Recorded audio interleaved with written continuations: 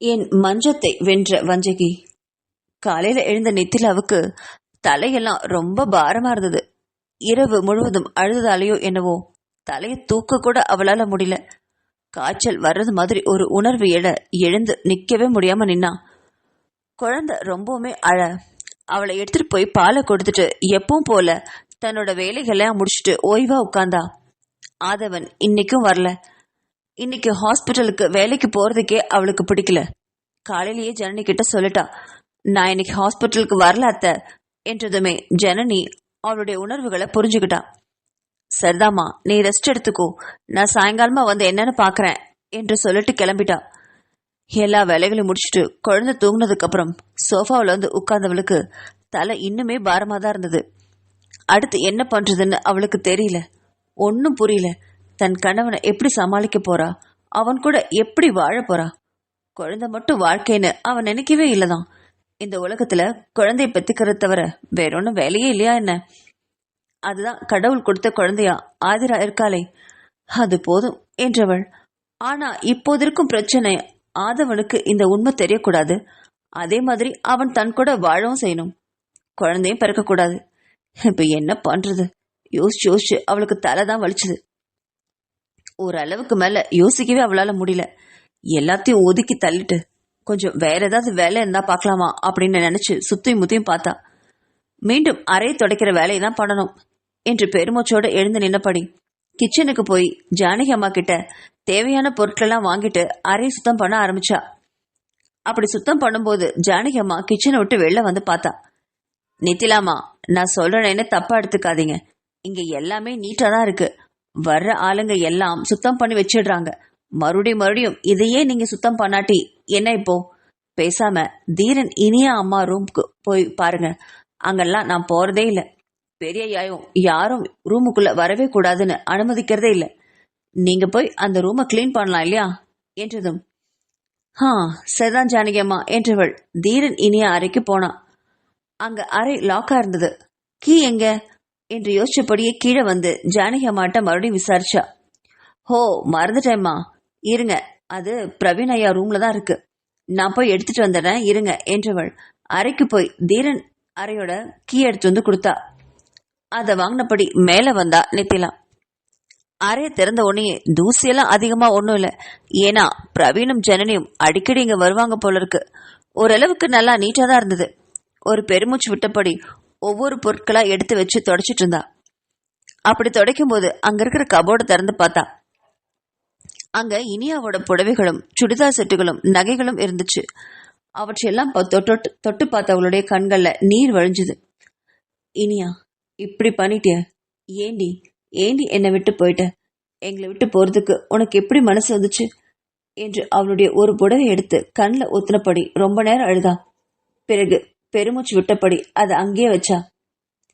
அந்த அறையை கிளீன் பண்ணும்பொழுது அவ மனசு முழுவதும் இனியாவோட நினைவுதான். அன்னைக்கு அவ இறக்குறதுக்கு ஒரு வாரத்துக்கு முன்னாடி நாட்டிய நிகழ்ச்சியில இனியாவை பார்த்தப்போ ஒரு நிமிஷம் ஆடி போனா. யார் கண்ணுக்கும் படாம ஒதுங்கி இருந்தாலே, இப்படி இனியாவோட கண்களுக்கே பட்டுட்டமே அப்படின்னு இருந்தது அவளுக்கு. ஆனா இனியாவுக்கோ அதிர்ச்சியும் சந்தோஷமும் கலந்த உணர்வு தான். ஏய் நித்திலா, எப்படி இருக்க என்று கேட்டு அவளை அணைச்சுக்கிட்டா. நான் நல்லா இருக்கேன்க்கா, நீ எப்படி இருக்க என்று கேட்டதும், நான் நல்லா தாண்டி இருக்கேன். உன்கிட்ட நிறைய விஷயம் சொல்லணும், பேசணும், உன்னை பார்க்கணும்னு நான் எவ்வளோ நாள் எங்கெங்கயோ தேடின தெரியுமா?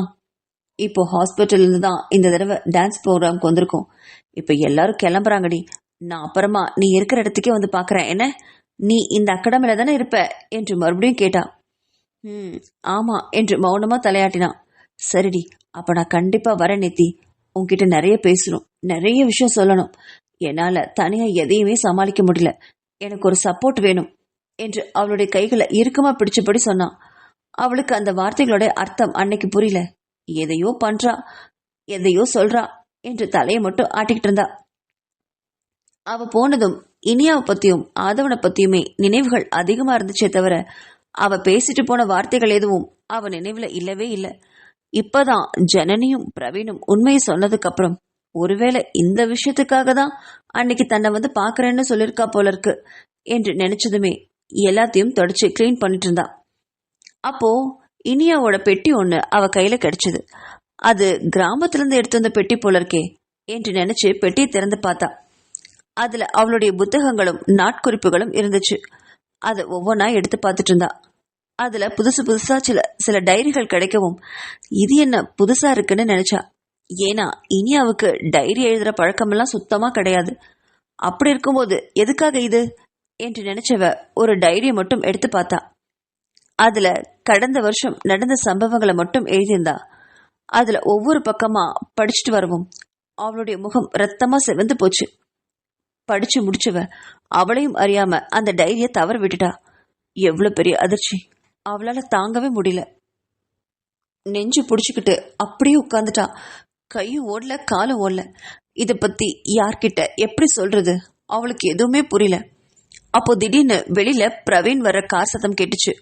உடனே கண்களை அழுந்து துடிச்சவ மடமடன்னு இனியாவோட பெட்டி திறந்து அந்த டைரி எல்லாம் அதே இடத்துல வச்சுட்டு அறையை விட்டு வெளியே வந்தா.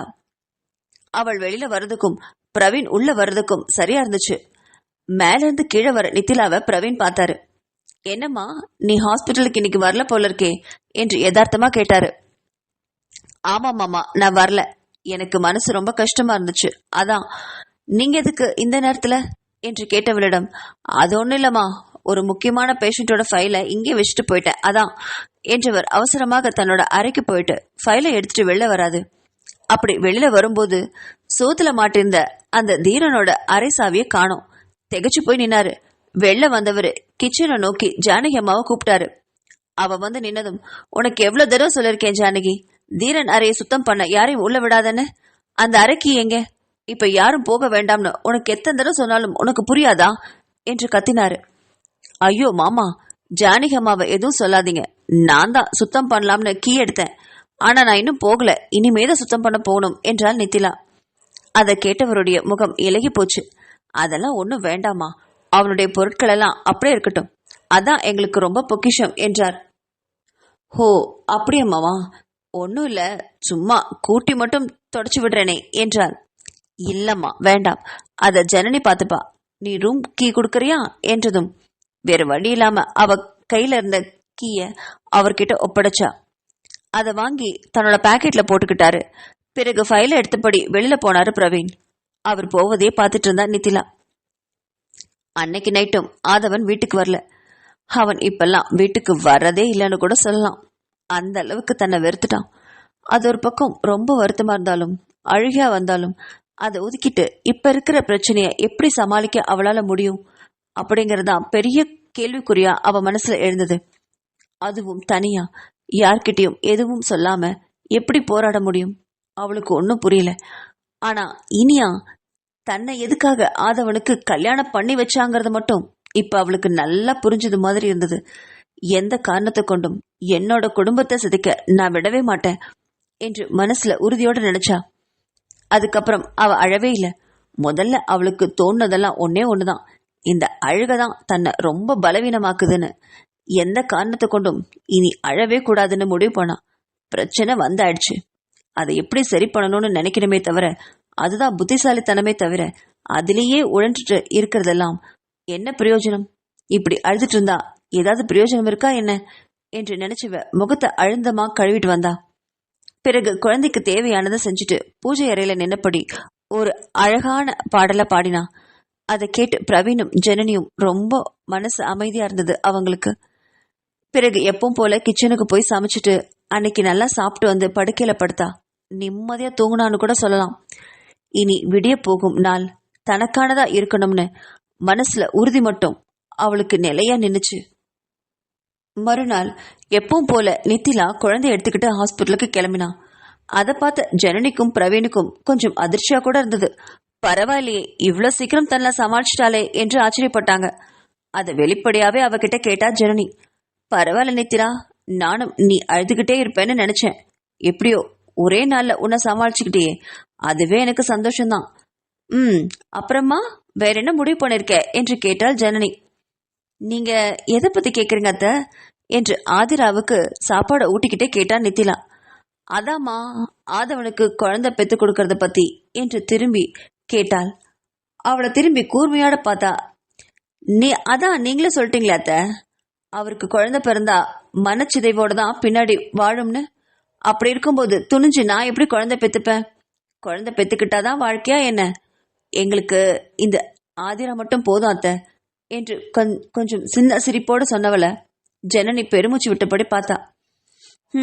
எப்படியோம்மா, ஆதவனுக்கு எந்த விஷயமும் தெரியாம நீங்க 2 பேரும் சேர்ந்து நல்லபடியா ஆதிராவை வளர்த்தீங்கன்னா அதுவே எங்களுக்கு ரொம்ப பெரிய சந்தோஷம் என்றபடி தன் கணவன் பிரவீனை அழைச்சிட்டு ஹாஸ்பிட்டலுக்கு கிளம்பினா ஜனனி. பிறகு அவளும் குழந்தைக்கு தேவையானதை எடுத்துக்கிட்டு டிரைவரை கூப்பிட்டுட்டு ஹாஸ்பிட்டலுக்கு வண்டி விட சொன்னான். ஆதவன் தன்னோட கண்ணாடி ஜன்னல் வழியா நின்னுட்டு மேல இருந்து கீழே வேடிக்கை பார்த்துட்டு இருந்தான்.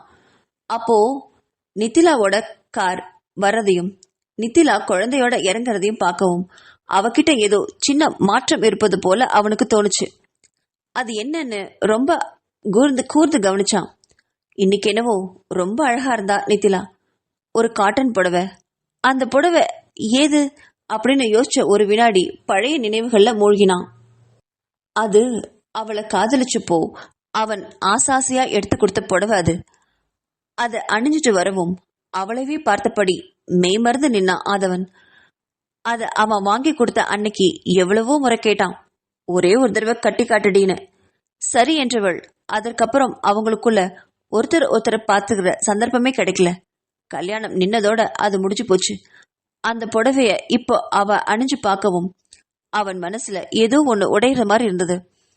அவளைவே பார்த்துக்கிட்டு ரொம்ப நேரம் நின்னான். அவ கார்ல இருந்து இறங்கி வந்து அவளோட அறைக்கு போற வரைக்கும் கூட அங்கே நின்னு பார்த்துட்டு இருந்தான். செந்தில் வேலைக்கு கிளம்பிட்டு இருந்தான். தங்கராசு அப்பதான் படுக்கையில இருந்தபடி கண்ணை விழிச்சுட்டு எழுந்தான். மணி 9 ஆயிடுச்சு. அப்போ திடீர்னு உள்ள வந்தா மல்லிகா. அவங்கள பார்த்து முறைச்சா, நீங்க 2 பேரும் இன்னும் கிளம்பவே இல்லையா? உங்களுக்கு இதே வேலையா போச்சு. 8:30 மணிக்கு பஞ்சிங். நித்திலா இன்னைக்கு வேலைக்கு வந்துட்டா தெரியுமா? 2 நாளா அவ வரல. இன்னைக்கு வந்து உட்கார்ந்து உங்களை என்னெல்லாம் கேள்வி கேட்க போறாளோ, என்னமோ பண்ணி தொலைங்க என்று திட்டிட்டு போனான். தங்கராசு செந்தில பார்த்தான். இவளை எங்க இருந்துடா புடிச்சிங்க? ஏண்டா இப்படி நம்மள தொல்லை பண்றா என்று. அப்பதான் அவன் படுக்கையிலிருந்து எந்திரிச்சு பெட்ஷீட்டை தள்ளி விட்டபடி நின்னான். செந்தில் அவனை பார்த்து சிரிச்சான். இவ எப்பவுமே அப்படிதான்டா. எங்க வீட்லயே இவ வித்தியாசமான பிறவி. எனக்கெல்லாம் படிக்கிறதுனாலே பிடிக்காது. ஏதோ முக்கி படிச்சு இன்ஜினியரிங் வரைக்கும் படிச்சேன். தோ இவ இருக்காளே, படிப்புதான் உலகம். அப்படி படிப்பா இவ. அவ்வளவு மூளை இவளுக்கு. என் அப்பா கிட்ட மட்டும் பணம் இருந்திருந்தா இன்னைக்கு இவதான் டாக்டர் என்று தன் தங்கை பத்தி பெருமையா சொல்லிட்டு இருந்தான் செந்தில். அதை கேட்ட தங்கராசு, ஆமா அது என்னவோ சரிதான். இவ உங்க ரத்தம் இல்ல இல்லையா, அதனாலதான் இப்படி படிக்கிறா போல இருக்கு என்றான் தங்கராசு. அதை கேட்ட செந்தில் ஒரு பெருமூச்சு விட்டான். ஆமா, அவன் சொல்றது உண்மைதான். மல்லிகா செந்தில் தந்தை குமரவேலின் தங்கையோட பொண்ணு. அவள் பிறந்த பொழுதே தாயும் தந்தையும் ஒரு விபத்துல இழந்துட்டா. அவளை தனியா விட மனசு இல்லாம குமரவேல் தங்கூடையே வச்சுக்கிட்டாரு. என்னவோ கோமதிக்கும் மல்லிகாவை பிடிச்சு போனதுதான் அதிசயம். ஆரம்பத்துல மல்லிகாவை பிடிக்காம ஒதுக்கி வச்சது என்னவோ உண்மைதான். ஆனா நாளாக அவளுடைய திறமையும் படிப்பும் கோமதிக்கு நல்ல பெயரை வாங்கி கொடுத்துச்சு. மல்லிகா மாதிரி வருமா, அவ்வளவு நல்லா படிக்கிறா அப்படின்னு கேட்கறதுக்கு அவளுக்கு ரொம்ப சந்தோஷமா இருந்தது. அந்த ஒரு காரணத்துக்காகவே மல்லிகா கோமதி மனப்பூர்வமா ஏத்துக்கிட்டா. அந்த நன்றியும் மல்லிகா கிட்ட நிறையவே இருந்தது. இன்றும் மல்லிகா சம்பாதிக்கிறத தனக்குன்னு வச்சுக்காம அதை அப்படியே வளர்த்த நன்றி கடனுக்காக குமரவேலுக்கும் கோமதிக்குமே அனுப்பி வச்சிடுவா. இப்ப வரையும் செந்திலுக்கு வீட்டுல மரியாதை கிடைக்குதோ இல்லையோ, மல்லிகா போனா அவ்வளவு மரியாதை கிடைக்கும். அந்த அளவுக்கு அவ வீட்டுல செல்லம். அதுக்கு காரணம் அவளுடைய புத்திசாலித்தனம். அந்த புத்திசாலித்தனத்தை நேர்மையான வழியில அவ பயன்படுத்தி இருந்தா ஒருவேளை அவ பெரிய ஆளா இருக்கலாமோ என்னவோ. ஆனா அவளுக்கு தான் ஆதவன் மேல கொல்ல ஆசை. அந்த ஆசையில அவளுக்கு குறுக்கு புத்தி வேலை செஞ்சிட்டு இருக்கு என்று பெருமூச்சோட தங்கராசு கிட்ட சொல்லிட்டு இருந்தான் செந்தில். அதை கேட்ட தங்கராசுவும், சரிதான் விடு, எப்படியோ பணம் சம்பாதிக்கிறாள், அது வரைக்கும் சந்தோஷம் என்றான். என்னமோ போ, எனக்கு இங்க வந்து 6 மாசத்துக்கு மேல ஆயிடுச்சு. நித்திலாவும் ஆதவனும் பெரியற மாதிரியே தெரியல. நம்ம இங்க வந்ததே வேஸ்ட் என்று சலிச்சபடி கூறினான் செந்தில். அதை கேட்ட தங்கராசுவுக்குமே அதிலிருந்த உண்மை சுட்டுச்சு. ஆமாடா, எனக்கும் இங்க வேலை செஞ்சு போர் அடிக்குது. எப்படா நம்ம ஊருக்கு போலாம்? அந்த இயற்கையான காற்றெல்லாம் வாங்கிட்டு அம்மா போடுறத சுட சுட சாப்பிட்டுட்டு ஊர்ல சைக்கிள் எடுத்துட்டு ஒரு ரவுண்டு போயிட்டு பசங்களோட சீட்டு தம் அடிச்சுட்டு சரக்கு அடிச்சுட்டு ஜாலியா சினிமா பாக்குற மாதிரி இந்த சென்னையில ஒண்ணுமே பண்ண முடியல. வேலை விட்டு வந்தா கர்மம் உன் மூஞ்சியை தான் பார்க்க வேண்டியிருக்கு, எல்லாம் என் தலையெழுத்து என்றான் தங்கராசு. அதை கேட்ட செந்திலும், ஆமாடா, எனக்கு மட்டும் டெய்லி உன் முகத்தை பார்க்கணும்னு வேண்டுதலா என்ன? எனக்கும் அப்படித்தான் இருக்கு. பேசாம இந்த வேலையெல்லாம் விட்டுட்டு நம்ம ஊருக்கே போயிடலாம் போல இருக்குடா என்றான் செந்தில். பார்க்கலாம், இன்னும் கொஞ்ச நாள் பாப்பேன்டா. எதுவும் வேலைக்காகாம போனா நான் பேசாம எல்லாத்தையும் மறந்துட்டு ஊருக்கு போய் உருப்படுற வழியை பார்க்கலாம்னு பிளான் பண்றேன். அதுவும் இல்லாம உன் தங்கச்சி மல்லிகா இருக்கா பாரு, அவ பண்ற தில்லு முழுக்கெல்லாம் நம்ம எப்ப வேணாலும் மாட்டிப்போம். இங்க மாட்டி அவமானப்படுறதுக்கு ஊருக்கே மூட்டையை கட்டிடலாம் என்றபடி குளிக்க சென்றான் தங்கராசு. செந்திலுக்குமே இப்பெல்லாம் நித்திலா தனக்கு கிடைச்சா ரொம்ப நல்லா இருக்கும்னு நினைச்சிட்டு இருந்தான். ஆனா இப்பெல்லாம் அந்த நம்பிக்கையே போயிடுச்சு. அவ கொஞ்ச நாளா ஹாஸ்பிட்டலுக்கு வரா, பல நாள் ஹாஸ்பிட்டலுக்கு வரதே இல்லை. அப்படியே வந்தாலும் இவர்களை ஒரு துரும்புக்கு கூட மதிக்கிறது இல்லை.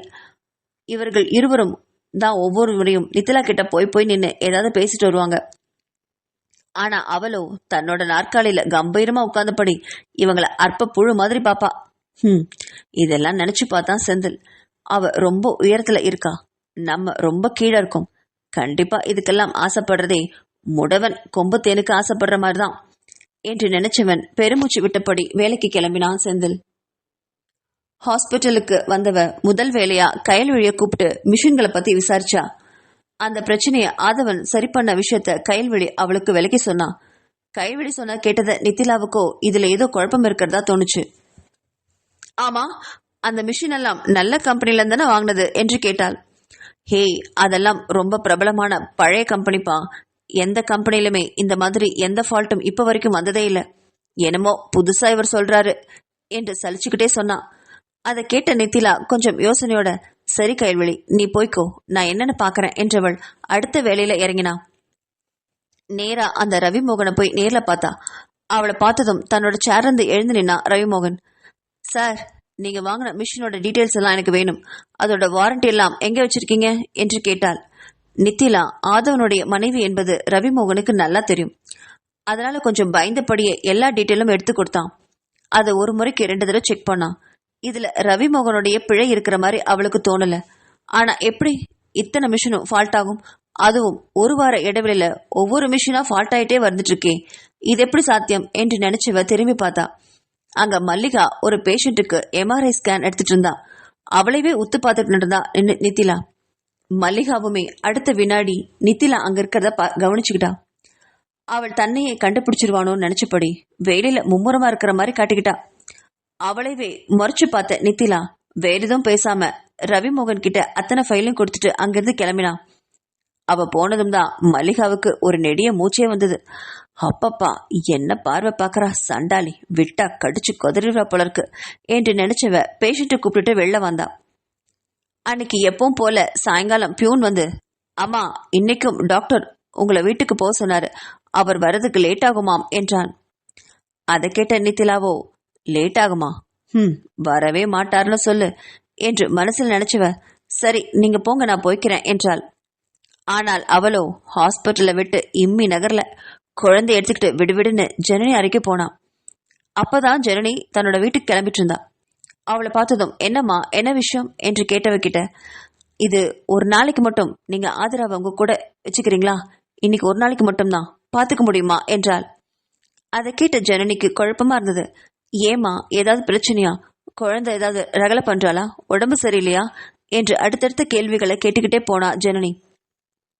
குழந்தைக்கெல்லாம் ஒன்னும் இல்லாத, உங்க பையனுக்கு தான் ஒரு வெடி வைக்கணும் என்று நினைச்சவ அதை வெளியே சொல்லாம, அதெல்லாம் ஒன்னும் இல்லாத, நான் சரியா ஹாஸ்பிட்டலுக்கு கொஞ்ச நாள் வரல, நிறைய ஃபைல்ஸ் தேங்கி நின்றுடுச்சு, கொஞ்சம் அதெல்லாம் பார்க்கணும் இன்னைக்கு, அதனாலதான் வரது கொஞ்சம் லேட் ஆகும்.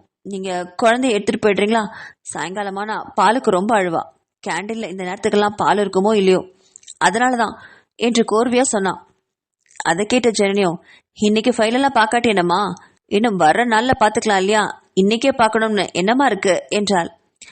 அதெல்லாம் இல்லாத, என்னமோ வேலை ரொம்ப பெண்டிங் ஆயிட்டே இருக்கு, ரொம்ப கஷ்டமா இருக்கு, இருக்கிற வேலையை முடிச்சுட்டா இனி வர்ற வேலை சுலபமா இருக்கும், ப்ளீஸ் அத்தை என்றாள்.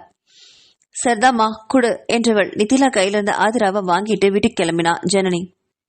அவளும் தன்னோட அறையில வந்து உட்கார்ந்து ஒரு ஃபைலை எடுத்து வச்சுட்டா.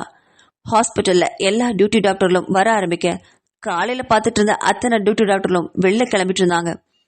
ஆதவனுக்கு சாயங்காலம் எந்த பேஷண்ட்டும் அதுக்கு மேல அவன் வச்சுக்க மாட்டான். எப்பவும் போல ட்ரெஸ்ஸை மாத்திக்கிட்டு கேண்டீன்ல உட்காந்து சாப்பிடலாம்னு கீழே வந்தான்.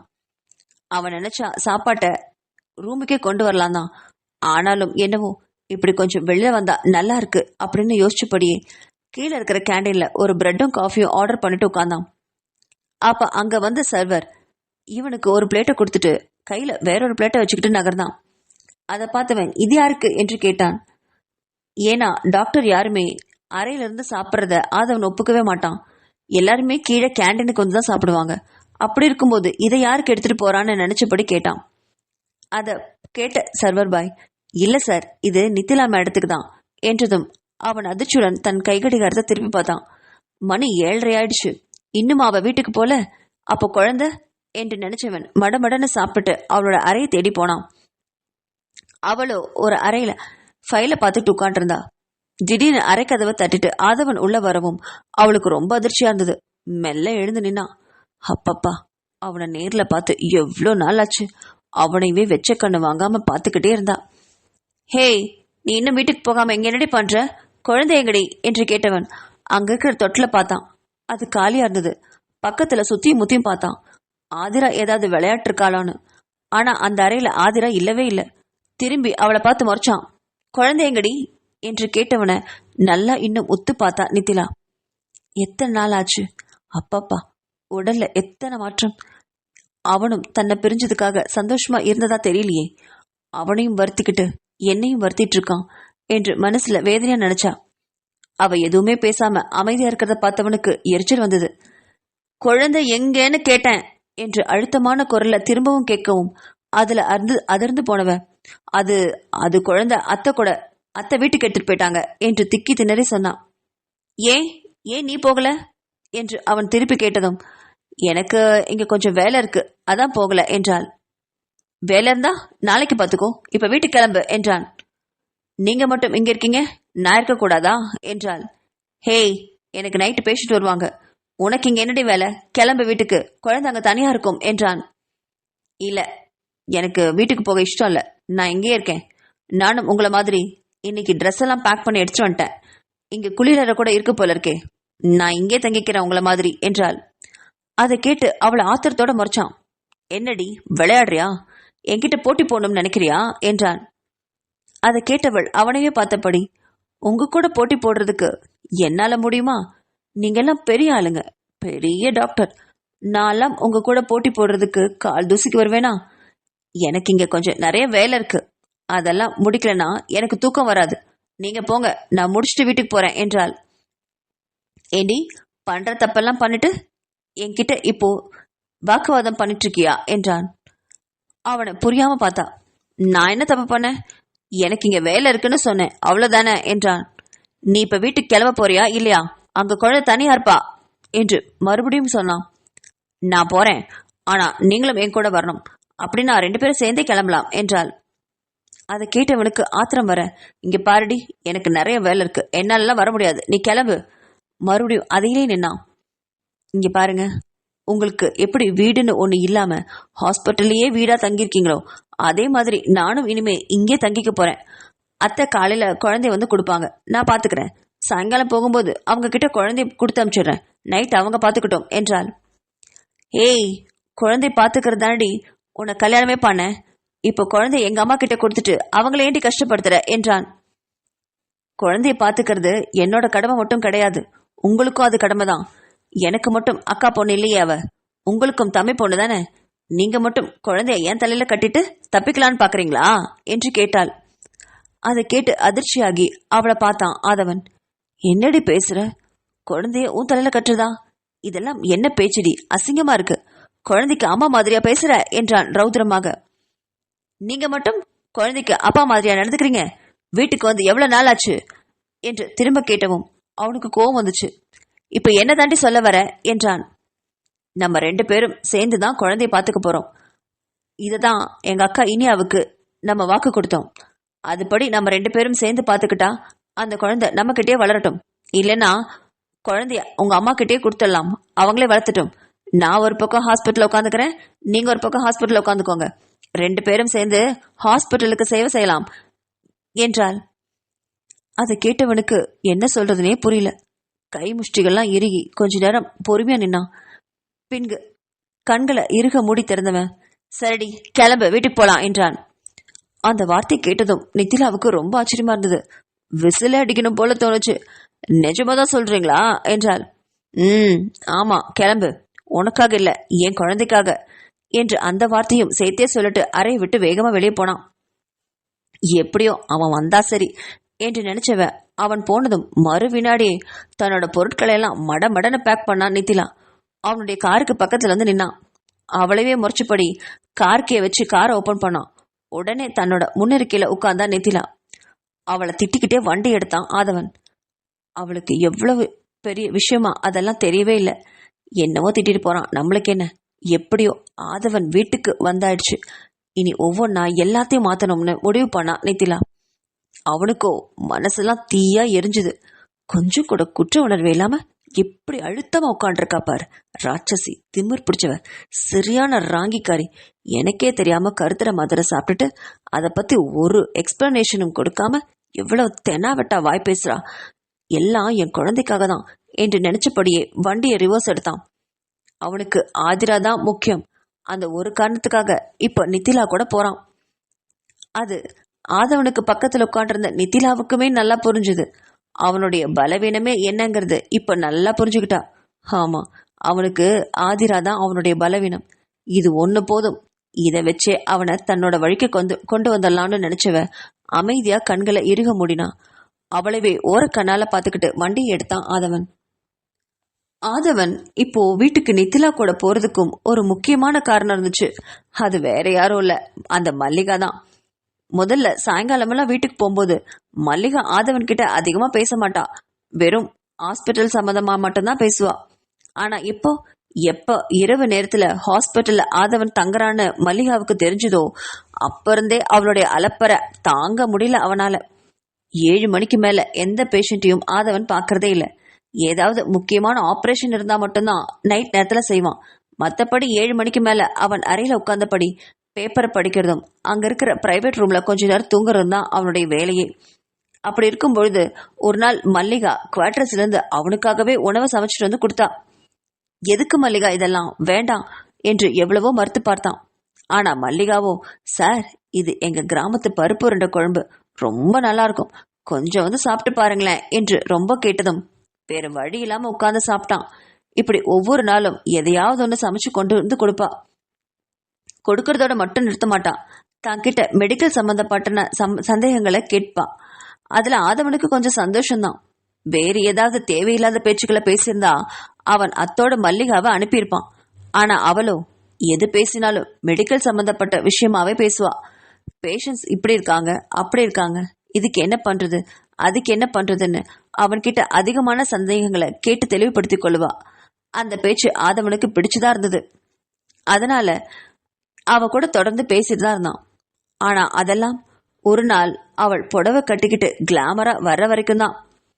அந்த உடையில அவனை பார்த்ததும் அப்பப்பா அவனுக்கு சொல்லவே முடியாத உணர்வு தான். அன்னைக்கு கிளாமரா ஒரு புடவை அணிஞ்சுக்கிட்டு சிக்கன் கிரேவியும் சப்பாத்தியும் இரவு கொண்டு வந்து கொடுத்தா. அந்த உடையை பார்த்த ஆதவனுக்கு முகமெல்லாம் அருவருப்பாய் போச்சு. ஸ்லீவ்லெஸ் ஜாக்கெட் அணிஞ்சிருந்தாலும் உள்ள இருக்கிற அத்தனையும் வெளியே நல்லா தெரிஞ்சுது. அவளை நிமிர்ந்து கூட அவனால பார்க்க முடியல. வேற வழி இல்லாம அவ கொண்டு வந்ததை சாப்பிட்டான். அன்னைக்கு எழுந்து வீட்டுக்கே போயிடலாமான்னு கூட அவனுக்கு தோணுச்சு. ஆனா ஏதோ ஒண்ணு அவனை தடுத்துச்சு. இத்தனை நாட்கள் போகாம இன்னைக்கு போனா நித்திலா மறுபடியும் ஏதாவது பேச வருவாளோ, அவளை எப்படி சமாளிக்கிறதுன்னு நினைச்சுக்கிட்டு போகாம இருந்தான். இப்ப நித்திலாவே இப்படி பிடிவாதம் பண்ணி கூப்பிடும் போது இதையே சாக்கா வச்சு வீட்டுக்கு கிளம்பிட வேண்டியதான்னு நினைச்சான் ஆதவன். இன்னைக்கு எப்படியாவது மல்லிகா கிட்ட இருந்து தப்பிச்சே ஆகணும்னு தான் அவனுடைய குறிக்கோள். நித்திலாவை வெறுத்துட்டு ஹாஸ்பிட்டலுக்கு வந்து தங்கினான். இப்போ மல்லிகாவுக்கு பயந்து மறுபடியும் நித்திலா கிட்டே போயிட்டு இருக்கான். அதை நினைச்சு ஒரு பக்கம் அவன் மனசுல சிரிப்பு தான் வந்துச்சு. ஆனாலும் இவளை மன்னிக்க மட்டும் அவனுக்கு மனசே வரல. தனக்கே தெரியாம கருத்துற மதுரை சாப்பிட்ட இவளை எப்படியாவது பழி வாங்கணும்னு நினைச்சான். அதுக்காகவே விலகி பழி வாங்கணும்னு அவசியம் இல்லையே, இவ கூட இருந்துகிட்டே பழி வாங்கலாம், எப்படி பழி வாங்கலாம்னு யோசிச்சுக்கிட்டே வந்தான். இத தெரியாத நித்திலா தன் கணவனை சமாளிச்சிட்டோம், இப்போதைக்கு அவன் தன்கிட்ட வந்துட்டு இருக்கான், சீக்கிரமா அவனை சமாதானம் பண்ணி எல்லா வேலையும் சீக்கிரம் முடிச்சிடலான்னு கற்பனை கொட்டை கட்டிக்கிட்டே கார்ல உட்காந்துட்டு வந்தா நித்திலா. கார்ல வரும்போதெல்லாம் ஆதவனுக்கு இவளை எப்படி பழி வாங்கலாம்னு யோசனை தான். இவள் தன் குழந்தைய வேண்டாம்னு தனக்கே தெரியாம மாத்திரை சாப்பிட்டிருக்கா. அப்படின்னா தன்னை பிடிக்கலன்னு தானே அர்த்தம். இவ்வளவு நாளும் தன்னை காதலிக்கிற மாதிரி நடிச்சிருக்கான்னு தானே அர்த்தம். இப்படி எல்லா வகையிலும் ஏமாத்திருக்காளே, அப்படி இருக்கிற இவளுக்கு தண்டனை கொடுக்காம எப்படி இருக்கிறது? எப்படி இவளை பழி வாங்கலான்னு மண்டையில ஊறிக்கிட்டே இருந்தது. இவ பேச்சு கட்டுப்பட்டு இப்ப வீட்டுக்கு வர்றது கூட ஆதவனுக்கு கொஞ்சம் பிடிக்கலதான். என்னவோ இவளுக்கு அடிமை மாதிரி இருக்கு. இவளுக்கு என்ன தண்டனை கொடுக்கலாம் அப்படின்னு யோசனை. முதல் தடவை விஷயம் தெரிஞ்சப்போ ரொம்ப துடிச்சு போனா, அழுதான், கதறினான். ஆனா இப்போ அந்த வருத்தம் எல்லாம் போய் கோவம் மட்டும்தான் மனசில் நிக்குது. இவளை எப்படியாவது நோகடிக்கணும்னு நினைச்சான். அப்போ திடீர்னு அவனுடைய அலைபேசி ஒழிச்சுது. அதை எடுத்து பார்த்தவன் அதுல மல்லிகா தான் கூப்பிட்டு இருந்தா. அந்த மல்லிகாங்கிற பேரு கார் ஸ்பீக்கர்ல வர அதை கண்டு நித்திலாவோட முகம் ரத்தமா செவந்து போச்சு. அத ஒரு வினாடி கூர்ந்து கவனிச்சான் ஆதவன். ஹோ, இவளுக்கு மல்லிகாவை பிடிக்காதானே? கரெக்ட், பழிவாங்க சரியான சந்தர்ப்பம் கிடைச்சுதான் நினைச்சான் ஆதவன். உடனே அத கார்ல ஸ்பீக்கர்ல போட்டு ஆன் பண்ணான். மறுமுனையில மல்லிகா தான். ஹலோ சார், நீங்க ரூம்ல இல்லையா? எப்பவும் போல உங்களுக்கு இன்னைக்கு மீன் குழம்பு செஞ்சு எடுத்துட்டு வந்தேனே என்று கவலையான குரல்ல சொன்னதும் நித்திலாவோட முகம் போன போக்க பார்த்து அவனுக்கு சிரிப்பு தான் வந்துச்சு. அந்த வேதனையிலும் வாய்க்குள்ள சிரிச்சான். அதை அப்படியே அடக்கிக்கிட்டான். அவளை இருடி, உன்னை பழி வாங்கறதுக்கு எனக்கு ஒரு நல்ல சான்ஸ் கிடைச்சிருக்கு என்று நினைச்ச ஆதவன் மறுவினாடியே, ஐயோ மல்லிகா, அப்படியா? நான் இன்னைக்கு வீட்டுல கொஞ்சம் வேலை இருந்துச்சு, இன்னைக்குன்னு பார்த்து வந்துட்டேன். அதனால என்ன, பரவாயில்ல, நீ நாளைக்கு அதை சூடு பண்ணி எடுத்துட்டு வரியா? மீன் குழம்பு 2 நாள் ஆனாலும் நல்லா தானே இருக்கும் என்றான். ஆதவனின் இந்த மாதிரி குரலை இதுவரைக்கும் கேட்டறியாத மல்லிகாவோ, சார் நிஜமாவா சொல்றீங்க? நாளைக்கு லஞ்சுக்கு இதை கொண்டு வந்துடுவா என்று கேட்டாள். ஓ, கொண்டு வாயே. மீன் குழம்பு, அதுவும் நீ வச்ச மீன் குழம்புனா எனக்கு ரொம்ப பிடிக்குமே. நேத்து ஒரு சிக்கன் கிரேவி கொண்டு வந்தியே, சூப்பரா இருந்துச்சு. ஆமா, அது எப்படி செஞ்ச என்று கேட்டதும் இத்தனை மாசத்துல ஒரு தடவை கூட மெடிக்கல் சம்பந்தப்பட்டது இல்லாம வேற எதுவுமே பேசி அறியாத மல்லிகா இப்போ ஆதவன் சாப்பாடு பத்தி கேட்கவும் சொல்லவா வேணும் அவளுக்கு? ரெசிமிய அழுந்த தள்ளனா. அதை கேட்ட ஆதவன் கண்கள் பளிச்சிட, ஓ சூப்பரா, நல்லா இருந்துச்சு. ஆமா, உங்களுக்கு அரைச்ச குழம்பு வைக்க தெரியுமா? அது தெரியுமா, இது தெரியுமான்னு கேட்டுக்கிட்டே வந்தான். அதுக்கு மல்லிகா ஆர்வமா பதில் சொல்லிக்கிட்டே வந்தா. இது அத்தனையும் கேட்டுக்கிட்டே வந்த நித்திலாவுக்கு எரிமலை மேல உட்கார்ந்த மாதிரிதான் இருந்தது. எதுவுமே பேசாம பல்ல கடிச்சிட்டு ஆதவனை முறைச்சா. அவனுக்கு இதெல்லாம் ரொம்ப சந்தோஷமா இருந்தது. எப்படியோ இவளையும் பழி வாங்கிட்டோமே அப்படின்னு நினைச்சவன் மல்லிகா கிட்ட இன்னும் அதிகமா குழஞ்சு குலாவிட்டுனான். அதை விட அவன் ஹைலைட்டா ஒண்ணு பேசினதுதான். ஆமா மல்லிகா, நேத்து ஒரு நைட்டு கட்டிட்டு ஒரு புடவை வந்தீங்களே, என்ன புடவை?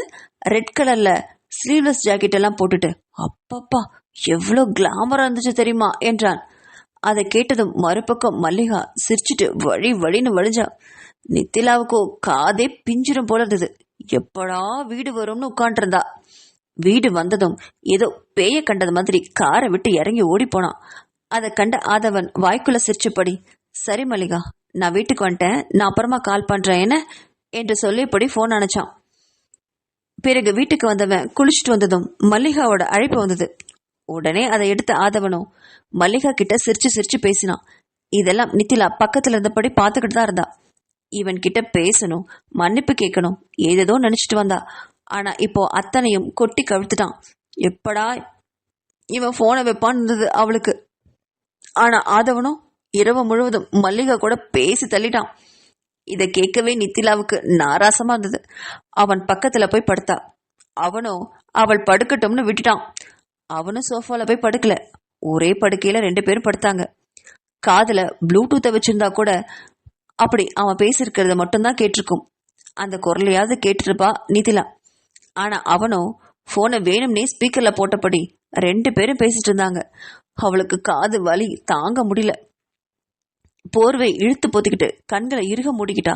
காதுகளை முடிஞ்ச அளவுக்கு மூடிக்கிட்டு தூங்கினான்னு கூட சொல்ல முடியாது, தூங்க முயற்சி பண்ணான். ஆதவனுக்கு இதையெல்லாம் பார்க்க ரொம்ப குதூகலமா இருந்தது. மவளை என்னை வீட்டுக்கு கூட்டிட்டு வந்தல்ல சாவடி என்று மனசில் நினைச்சபடி மல்லிகா கூட ரொம்ப நேரம் பேசினான். இரவு 1 மணி ஆனதும் திரும்பி பார்த்தான். நித்திலா போர்வையை கீழே இறக்கியபடி நல்லா அசந்து தூங்கிட்டு இருந்தா. அதை பார்த்தவன் பெருமூச்சு விட்டான். அப்பாடா சாமி தூங்கிட்டாடா என்று நினைச்சவன், மல்லிகா போதும் எனக்கு தூக்கம் வருது, நாளைக்கு ஹாஸ்பிட்டல்ல பேசலாமா என்றபடி அவளுடைய அழைப்பை வேகமா துண்டிச்சான். மல்லிகா போனை வச்சோன்னு ஆதவனுக்கு மண்டையெல்லாம் வெடிச்சிடும் போல வலி இருந்தது. அப்பப்பா என்ன பேச்சு பேசுறாடா இவ, கூட எப்படித்தான் தினமும் இவ கூட பேசுறதோ என்று நினைச்சவன் நித்திலாவை திரும்பி பார்த்தான். எத்தனையோ நாட்களுக்கு அப்புறம் அவள் முகத்தை இன்னைக்குதான் கூர்மையா பாக்குறான். பாவம், அழுது அழுது கண்ணெல்லாம் வீங்கி போயிருந்தது. அவளை அப்படியே வாரி அணைச்சுக்கணும் போல இருந்தது அவனுக்கு. ஆனா அவனுடைய ஈகோ இப்போ இடம் கொடுக்கவே இல்லை. அவளைவே பார்த்தபடி கண்களை மூடினான் ஆதவன்.